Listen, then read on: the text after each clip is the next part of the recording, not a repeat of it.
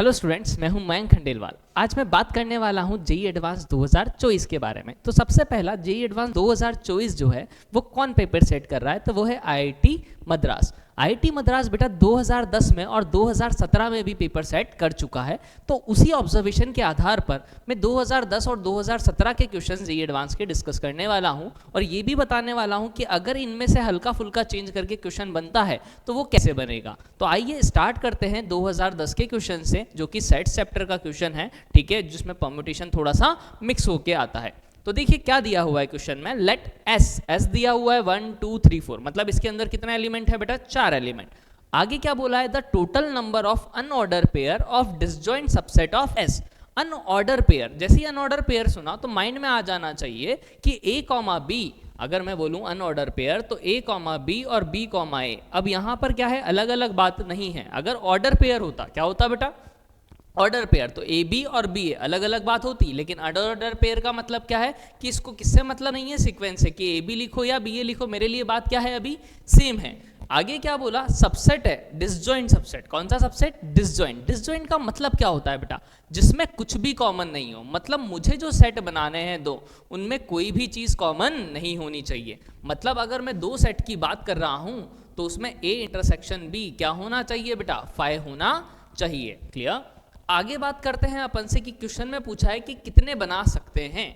तो सबसे पहला काम क्या किया कि भाई ए में 4 एलिमेंट थे, अपन को क्या लेने हैं, सबसेट लेने हैं, वो भी अनऑर्डर पेयर लेने हैं, मतलब 2 लेने हैं। यानी मैंने मान लिया कि एग्जाम्पल के लिए मैंने 2 लिख दिया, ए और बी, ठीक है। अब ए और बी अगर मैंने लिखा, मुझे बोला डिसजॉइंट सेट बनाने। क्या बनाने, मतलब जो ए में आ गया वो बी में नहीं आएगा और जो बी में आ गया वो ए में नहीं आएगा। यानी अगर मैं इस 1 के लिए बात करूं तो या तो मैं 1 को ए में भरूंगा, नहीं बी में नहीं भरूंगा, नहीं, ताकि फाइव आए इंटरसेक्शन, या मैं बी में क्या भरूंगा, भर दूंगा, ए में नहीं भरूंगा। या फिर मैं क्या करूंगा बेटा, दोनों में ही ना भरूं तो भी इंटरसेक्शन क्या आएगा, फाइव। लेकिन ऐसा नहीं कर सकता दोनों में भर दिया, क्योंकि अगर दोनों में भर दिया तो इंटरसेक्शन फाइव नहीं आएगा। ये चीज क्लियर हो जानी चाहिए। आगे अगर देखा तो मतलब 1 को भरने के लिए अपने पास 3 ऑप्शन है। ये चीज समझ में आ गई।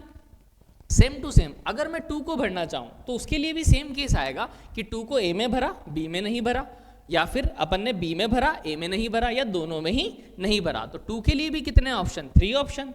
सेम टू सेम 3 के लिए भी कितने ऑप्शन रहेंगे बेटा, 3 ऑप्शन। 4 के लिए भी कितने ऑप्शन रहेंगे, 3 ऑप्शन। नहीं, ये क्या आ गए टोटल केसेस। अब इनमें क्या वो केस भी आया जब इसमें भी कुछ नहीं भरा और इसमें भी कुछ नहीं भरा, मतलब ना तो 1 भरा दोनों में, ना 2 भरा दोनों में, ना 3 भरा दोनों में, ना 4 भरा। मतलब क्या है, ए भी 5 और बी भी 5, यानी वो एक बार आया। अब अनऑर्डर पेयर है तो जैसे मान लो इसमें 1 भरा था, इसमें नहीं भरा, या इसमें 1 भरा, इसमें नहीं भरा, बात तो सेम है। अनऑर्डर पेयर में यहां पे अगर देखा तो ये टोटल 81 केसेस, कितने केसेस, 81। इसमें एक केस कौन सा है बेटा, 5 वाला, तो मैंने क्या किया, उसको माइनस कर दिया, वो सिंगल आ रहा था। बाकी सब कितनी बार आ रहे हैं, 2 बार, तो 2 से क्या कर दिया, डिवाइड, यानी कितना हो गया 40। लेकिन साथ में 5 वाला केस इंक्लूडेड है तो क्या कर दूं, +1, कितना आ गया 41। तो अपना आंसर क्या हो जाएगा, डी ऑप्शन 41। वापस समझा देता हूं कि अनऑर्डर पेयर है बेटा, क्या है, अनऑर्डर पेयर। तो जितनी बार ए बी है, बी है, बात सेम है, तो अपने पास ऑड नंबर ऑफ टर्म है। कितनी टर्म है, तो यानी 40 तो पेयर बन जाएंगे, नहीं, और एक टर्म क्या होगी, एक्स्ट्रा।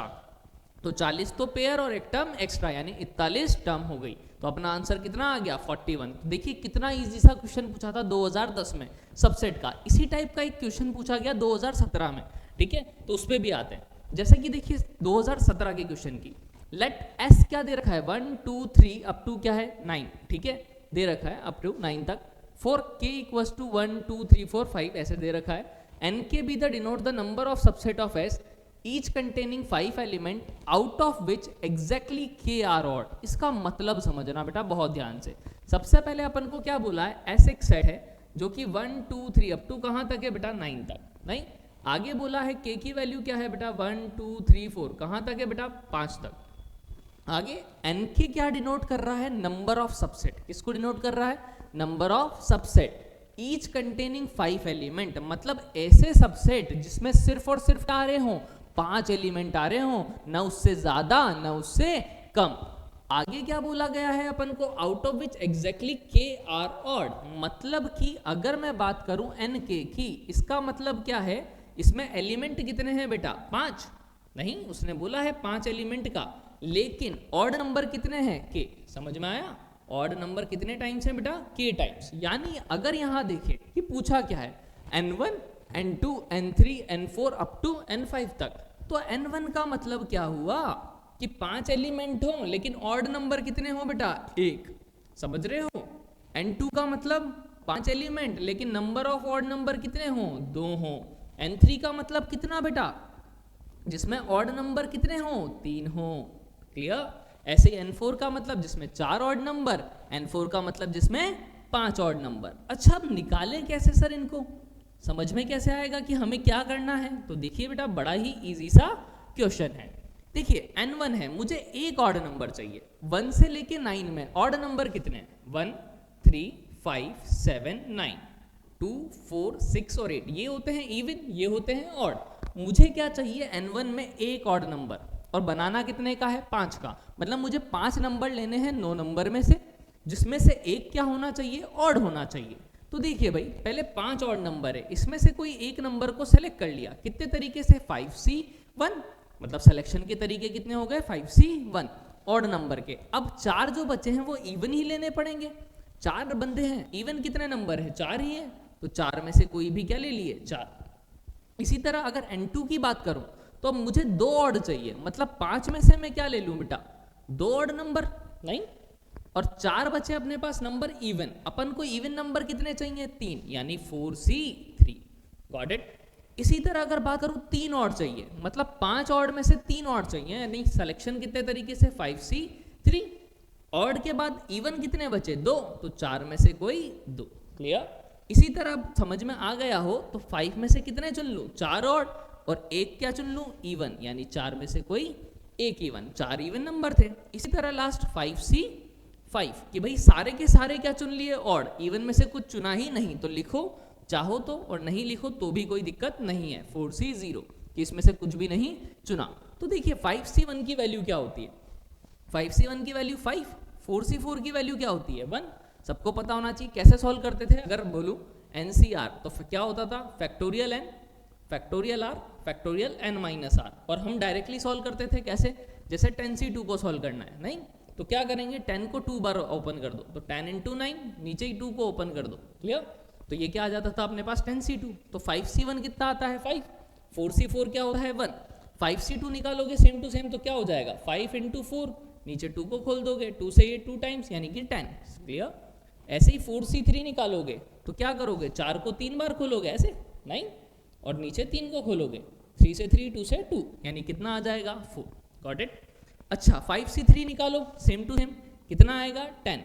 4C2 निकालो, 4C2 क्या आएगा? किसके इक्वल? तो 4 को 2 बार खोल दोगे आप, 4 × 3, नीचे 2 × 1, 2 से 2 टाइम्स यानी कि 6। इसी तरह से अगर बात करूं 5C4 की, तो 5 को 4 बार खोलोगे तो आंसर क्या आएगा बेटा? 5। 4 को एक बार यानी 4। 5C5 भी 1 होता है बेटा, 4C4 0 भी क्या होगा? 1। तो अब सबको ऐड कर लूं तो मेरा आंसर आ जाएगा। तो देखिए क्या क्या है अपने पास? ये तो 5 हो गया, ये क्या हो गया? 40, ये हो गया 60, ये हो गया 20, और ये हो गया 1। यानी 60 और 40 कितना हो गया अपने पास बेटा? 60 40 100, 100 और 20 125, 125 और 1 126। तो यानी कि डी ऑप्शन अपना क्या है? करेक्ट। तो ये देखिए 2010 में भी सबसेट से क्वेश्चन पूछा गया, 2017 में भी सबसेट से पूछा गया आईआईटी मद्रास में। ठीक है, अब आईआईटी मद्रास इस बार भी पेपर बना रहा है, तो हो सकता है कि सबसेट या सेट से क्वेश्चंस पूछ लिए जाएं। इसी में दूसरा पैटर्न कैसे हो सकता है वो समझाता हूं जो नहीं पूछा गया है। जैसा कि मैंने दिया आपको, ए दिया है 1 2 3 4 अप टू n, जहां पर क्या बोला गया? बी सबसेट है ए का, सी बी सबसेट है ए का, नंबर ऑफ बीज बताने हैं सेलेक्टिंग करने के unordered pair of B and C such that b union c a के इक्वल और बी इंटरसेक्शन सी किसके इक्वल? फाई के इक्वल। ये क्या है बेटा? कर्ली ब्रैकेट खाली, यानी इसका मतलब क्या है? फाई अपने पास। तो देखिए भाई कैसे करेंगे वो ही समझाता हूं। तो सबसे पहला काम क्या? इसने 2 कंडीशन दी है बेटा, ए और बी सेलेक्ट करने, इनका यूनियन क्या होना चाहिए बेटा? पूरा। देखिए ए यहां क्या दिया हुआ है? ए के सबसे लेने हैं अपन को, यानी बी और सी लेने हैं। ठीक है, क्या कर लेते हैं अपन कि बी और सी ले लेते हैं। मैंने ए ले लिया नाम, तो अब क्या ले लेता हूं? बी और सी। यहां बी यूनियन सी किसके इक्वल दे रखा है? ए के। बी यूनियन सी ए के इक्वल है, मतलब सारे सेट के एलिमेंट आने चाहिए उसमें। आगे बी इंटरसेक्शन सी फाई है। अभी हाल जो पहला क्वेश्चन किया था 2010 का, उसमें क्या बताया था कि बी इंटरसेक्शन सी फाई है। कब आएगा? जब इसमें ले रहे हो, इसमें नहीं ले रहे हो, जब इसमें नहीं ले रहे हो, इसमें ले रहे हो, या दोनों में ही नहीं ले रहे हो, ऐसा केस लिया था। बट यहां क्या बोला बेटा, बी यूनियन सी किसके इक्वल है बेटा, ए के। मतलब अगर आपने 1 के लिए बात करी कि इसमें लिया, इसमें नहीं लिया, इसमें नहीं लिया, इसमें ले लिया, दोनों में नहीं लिया, ये पहले वाला केस था। बट क्या इस केस में यहां ये संभव है? नहीं। क्यों? यहां बोला है बी यूनियन सी ए के इक्वल, मतलब अगर 1 इसमें नहीं आया तो इसमें आना पड़ेगा, तभी उसका यूनियन ए के इक्वल आ सकता है, अदरवाइज नहीं आ सकता। मतलब यहां 3 की जगह कितने केस रह गए? 2। क्लियर? तो 1 के लिए भी 2 केस, 2 के लिए भी कितने केस? 2, 3 के लिए भी 2, मतलब 2 इंटू 2 इंटू 2, कहां तक? n times. क्लियर? यानी कितना आ गया? 2 की पावर n। अच्छा, अब मुझे बताओ यहां फाई वाला केस नहीं आ रहा? कौन सा? जो लास्ट केस था, जब इधर भी फाई इधर भी फाई, क्योंकि ये हट चुका है। नहीं, तो यहां तो इवन नंबर आया, अनऑर्डर पेयर चाहिए। अनऑर्डर पेयर क्या होते हैं? ए बी और बी ए सेम बात, तो किससे डिवाइड कर दूं? 2 से, यानी आंसर 2 की पावर n माइनस 1। समझ में आया कि नहीं? अच्छा, इसी तरह अगर बात करूं सेकंड की, देखिए इसमें कि ऑर्डर पेयर। ऑर्डर पेयर मतलब क्या है? अब ऑर्डर पेयर मतलब ए बी और बी ए अलग अलग बात है। आगे order pair of B and C such that B intersection C is singleton, मतलब कि क्या है? बी इंटरसेक्शन सी में एक एलिमेंट क्या आना चाहिए? कॉमन आना चाहिए। अब देखिए इसको समझे कैसे। बी है और सी है, मान लो कि जो कॉमन एलिमेंट है वो 1 है। लेट सपोज अगर मैंने 1 भरा कि 1 कॉमन एलिमेंट है, मतलब 1 इसमें भी आ रहा है और इसमें भी आ रहा है, समझ रहे हैं? तो 2 जो है उसके लिए दोनों ऑप्शन वैलिड हो गए कि इसमें आए या इसमें नहीं आए। समझना, अगर मैंने मान लिया कि जो बी इंटरसेक्शन सी है वो 1 को क्या कर रहा है? कंटेन कर रहा है, समझ रहे हो? तो 2 के भरने के लिए क्या ऑप्शन है कि 2 इसमें आ रहा हो, इसमें नहीं आ रहा हो, या फिर इसमें नहीं आ रहा हो, इसमें आ रहा हो। अपन को यही बोला है, या दोनों में ही नहीं आ रहा हो। Got it?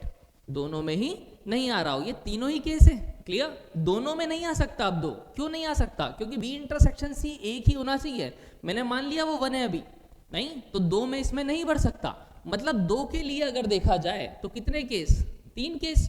नहीं, 3 के लिए भी सेम केस, 4 के लिए भी सेम केस। नहीं, कितने? 3 इंटू 3 इंटू 3, ऐसे चलता जाएगा। कहां तक? n के लिए। लेकिन कितने नंबर? n माइनस 1 टाइम, क्योंकि 1 के लिए तो मैं भर चुका था, तो कितनी बार? 3 की पावर n माइनस 1 बार। ये कब के लिए? जब मैंने 1 माना था।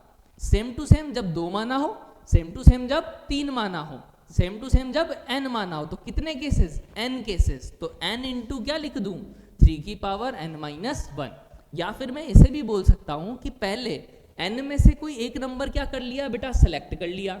नहीं, जिसको मैंने मान लिया दोनों में कॉमन है, n तरीके, या तो 1 को या 2 को या 3 को या n को, और बाकियों को क्या कराया अपन ने कि बी इंटरसेक्शन सी जो होना चाहिए फाई होना चाहिए। नहीं, एक एलिमेंट ले चुके हैं ऑलरेडी, तो अब क्या होना चाहिए? फाई। तो इसमें आया हो, इसमें नहीं, इसमें आया हो, इसमें नहीं। क्लियर है या नहीं? तो ये क्या था अपने पास? इस पैटर्न के क्वेश्चन पूछे जा सकते हैं। और दूसरी बात, आजकल बच्चे बहुत ज्यादा टेंशन ले रहे हैं बेटा। ठीक है, जिन बच्चों से पूछे बोलते हैं कि हमारे को सर फियर हो रहा है, चिंता हो रही है, फिक्र हो रही है।